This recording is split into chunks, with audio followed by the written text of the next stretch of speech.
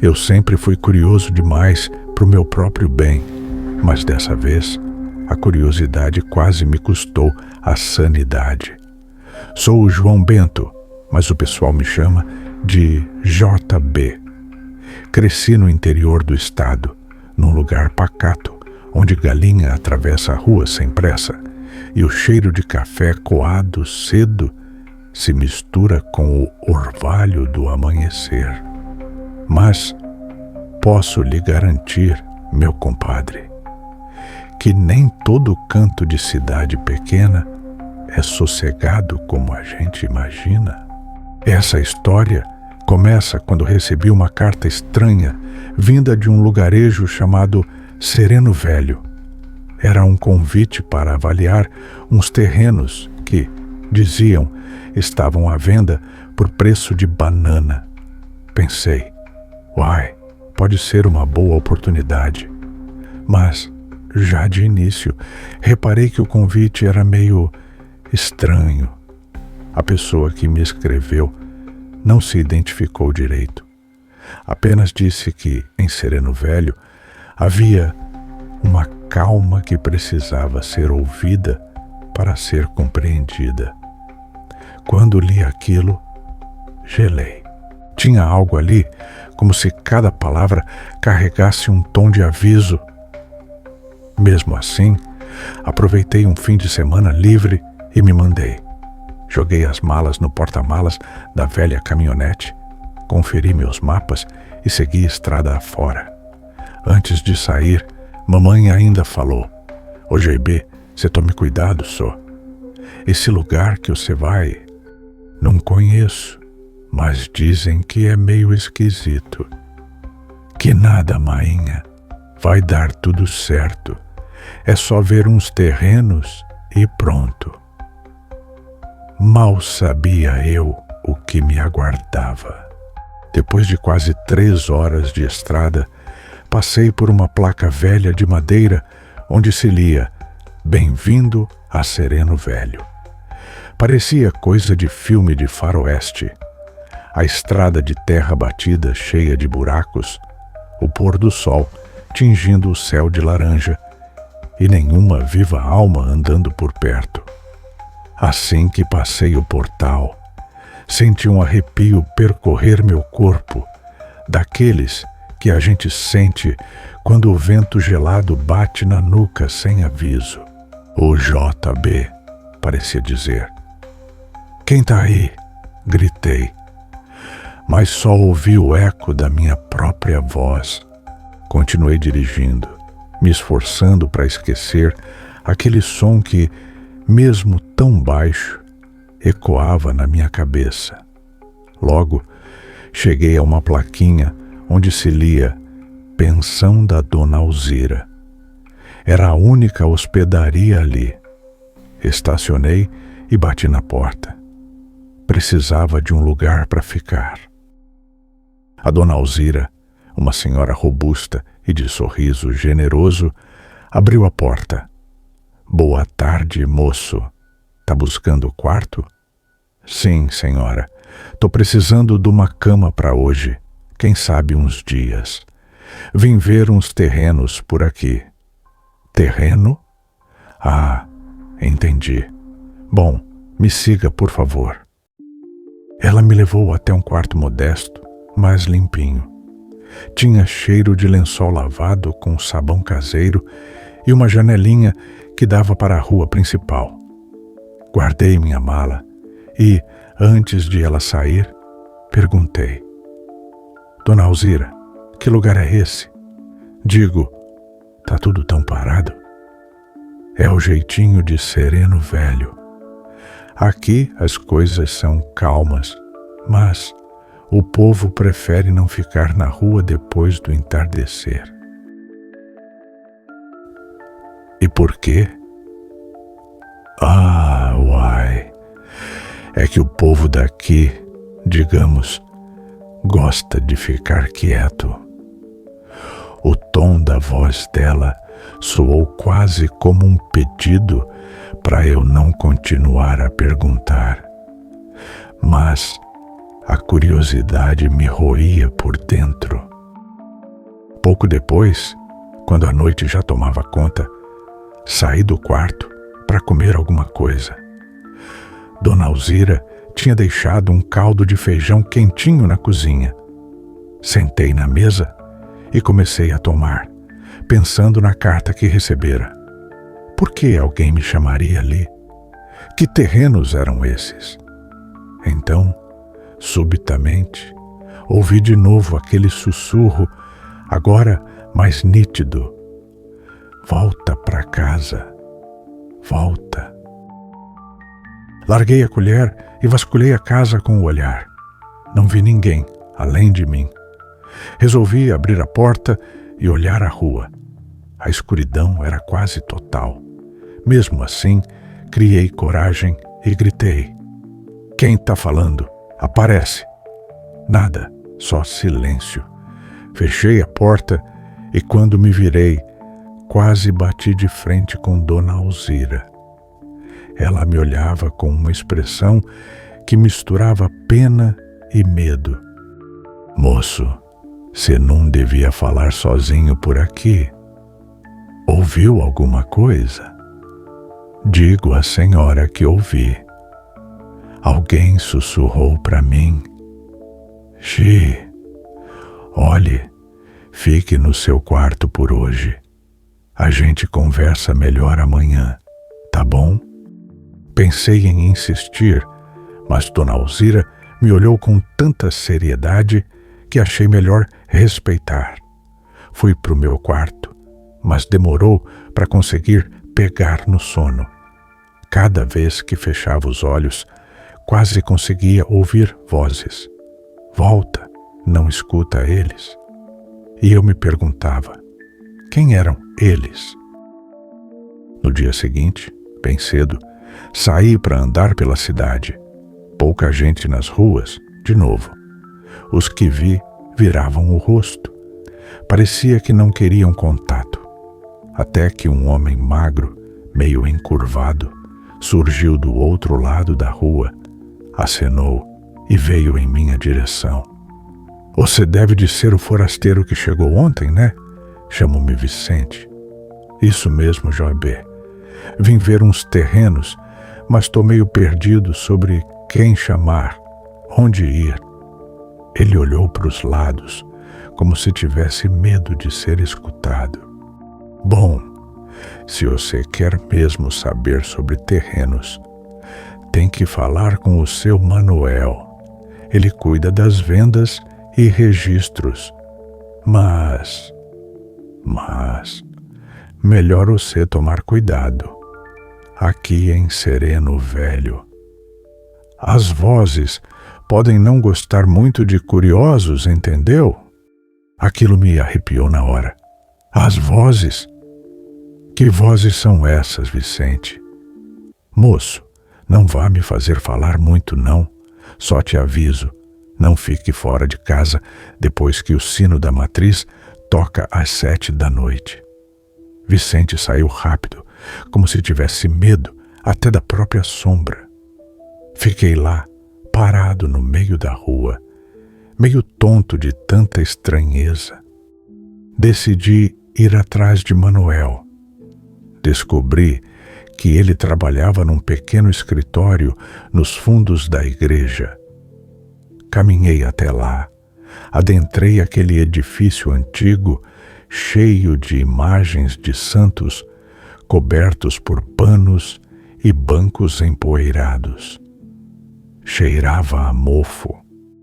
Lá no final, encontrei uma mesinha de madeira e, sentado nela, um senhor de cabelos brancos e olhar duro. Bom dia, o senhor seria o seu Manuel? Sou sim, em que posso ajudar? Me chamo João Bento, estou aqui para saber sobre uns terrenos. Recebi uma carta anônima me chamando. Ele franziu a testa. Carta anônima? Quem teria mandado? Pois é, também queria saber.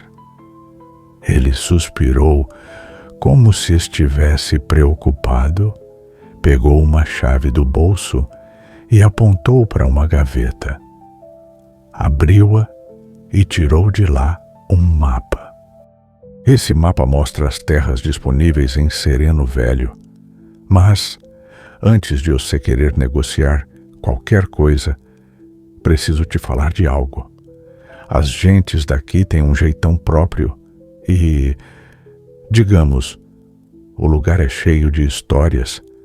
Se você não for homem de fé, é melhor partir. Mas o que exatamente acontece por aqui, seu Manuel? Ontem mesmo ouvi uns sussurros estranhos. Ele me lançou um olhar de quem sabia mais do que dizia. Só te falo o seguinte: quando o sino da matriz toca às 7, tudo muda. Ele entregou o mapa e encerrou a conversa. Fiquei com a sensação de que tinha um segredo pesado naquela cidade. Lá fora, o sol ainda brilhava, mas já não sentia segurança naquele lugar. Voltei à pensão e encontrei Dona Alzira servindo almoço a 2 rapazes que mal me deram atenção. Me sentei e ela, meio séria, se aproximou. Então, meu filho, como está indo o seu dia?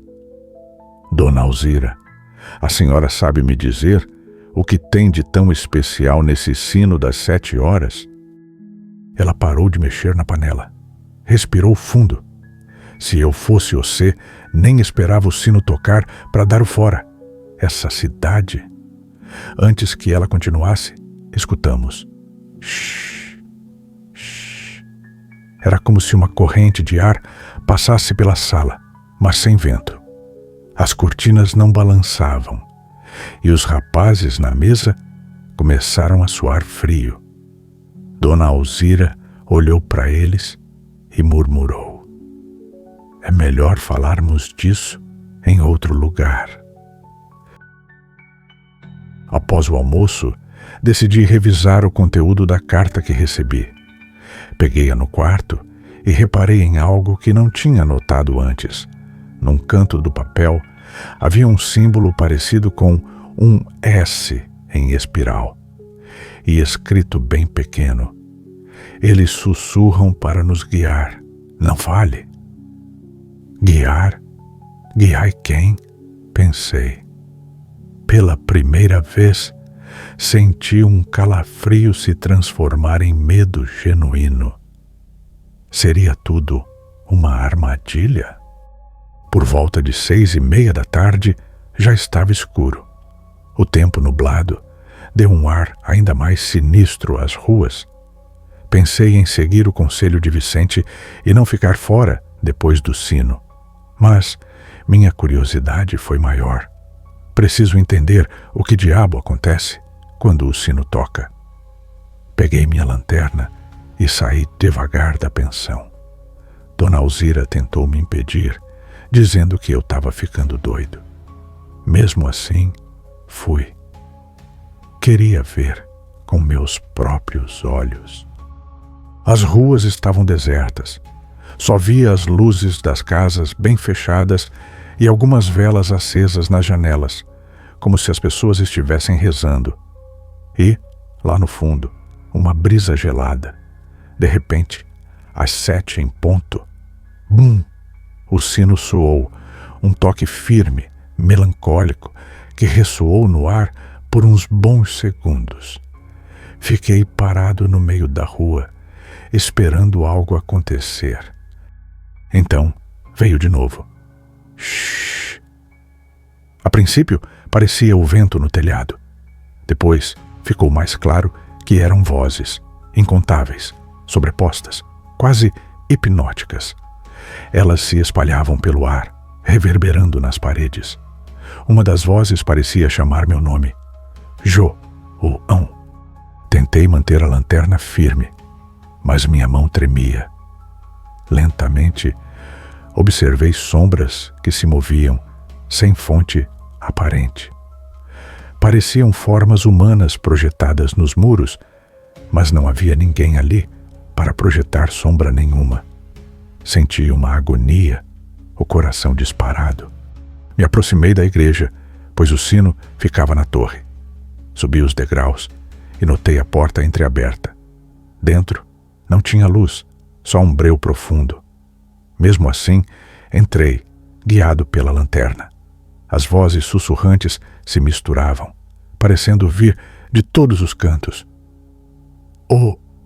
Olá! Tentei chamar, mas parecia que o som da minha voz era engolido pela escuridão. Foi aí que, nos fundos, vi uma silhueta de alguém ajoelhado diante do altar. Cheguei perto e a figura murmurava coisas indecifráveis. Guiai-nos, mantenham-nos puros, tomai nossos corpos. Meus pelos se arrepiaram. Que reza estranha é essa? Quando me aproximei o suficiente, a pessoa levantou a cabeça. Era seu Manuel. Estava com os olhos vidrados, como se estivesse em transe. Seu Manuel, tá bem? Sou eu, Joabê. Ele se virou e repetiu sem piscar. Guiar. Eles... De repente, senti um vento gelado passando por mim. A porta da igreja se escancarou, batendo na parede. Tomei um susto e olhei para trás. Havia sombras correndo, subindo pelas paredes, sussurrando cada vez mais alto. Pareciam me cercar, cada uma murmurando meu nome ou palavras sem sentido. João, sai. João, agora. Tentando não enlouquecer, puxei seu Manuel pelo braço, mas ele resistiu. Eles nos protegem dos forasteiros. Eles limpam o sangue ruim. Minha mente entrou em pânico. As sombras pareciam ficar cada vez mais reais, se alongando pelo chão, lambendo os bancos de madeira. Comecei a correr sem rumo até trombar em alguém. Vicente. Ele me agarrou pelos ombros e tentou me arrastar para fora. Bora, rapaz, que cê tá fazendo aqui dentro?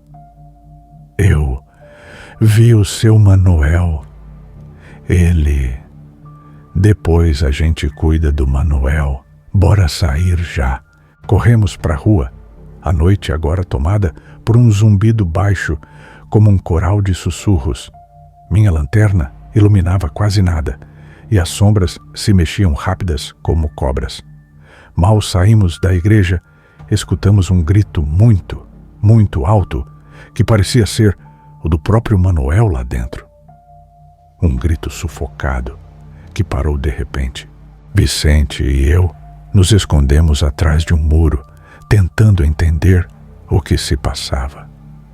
Não dava para ver mais nada na escuridão, mas dava para ouvir vozes e passos, como se uma multidão caminhasse pelas ruas. Vicente, o que está acontecendo? É uma longa história. Tudo começou faz muitos anos. Essas vozes são como espíritos que a gente não entende bem. Acreditamos que, se obedecermos, elas protegem nossa cidade de qualquer mal. E quem tenta se rebelar, ele engoliu em seco. Some ou enlouquece. Então por que eu fui chamado aqui? Ninguém te chamou, J.B. Alguém quer que você seja parte. Ou sacrifício. Aquele choque de realidade me atingiu como um soco no estômago. Nesse momento, lembrei-me do tal símbolo no canto da carta. Aquele S em espiral. Devia ser alguma marca de um grupo ou seita dessa cidade. Conseguimos retornar à pensão e Dona Alzira estava na varanda, de lampião na mão, com a testa franzida de preocupação. Santo Deus, menino, onde você se meteu? Eu te disse para não sair? Desculpa, Dona Alzira, eu vi coisas horríveis. Eu sei que viu, Mas agora não há muito o que fazer. Eles estão mais agitados do que nunca. Eles quem? As vozes, esse povo daqui aprendeu a venerar, obedecer. Eu tentei contar para você, mas achei que não adiantaria. Vicente suspirou, apoiado na parede. Se você quer ir embora, tem que ser agora de madrugada, quando eles ficam mais dispersos. A gente corre até o carro e some daqui. Parei um instante. A verdade é que eu queria sair correndo, mas, ao mesmo tempo, tinha uma parte de mim que queria entender. Por que a cidade se submete a essas vozes? De onde vem? E o que aconteceu com o seu Manuel? Resolvemos tentar ir embora, mas no fundo eu sabia que alguma coisa não ia deixar. Peguei as chaves da caminhonete, juntei algumas coisas e, devagarinho, abri a porta da frente. O vento frio entrou, carregado de uma espécie de murmúrio contínuo. Mal pisamos na rua, vimos umas 5 ou 6 pessoas paradas no meio do caminho, encarando a pensão. Seus olhos pareciam vidrados. Reconheci 2 rapazes que comiam na pensão de tarde e mais uma moça que vi de relance na janela. Eles sussurravam de forma tão baixa, mas tão uniforme, que dava a impressão de um cântico macabro. Vicente segurou meu braço e sussurrou: JB, não faz barulho. Eles podem estar em transe. Pisamos suave na terra. Tentei contornar o grupo pela lateral. De repente, a moça se virou de supetão e gritou: o forasteiro precisa se curvar às vozes. Os outros repetiram em coro: as vozes, as vozes. Senti um calafrio intenso, como se a própria noite me tocasse. Vicente puxou meu braço. Corre, JB! Disparamos na direção do carro, mas aquelas pessoas também correram atrás de nós. E, no ar, os sussurros viraram gritos sibilantes. Eu já não sabia se era gente correndo ou sombras nos cercando.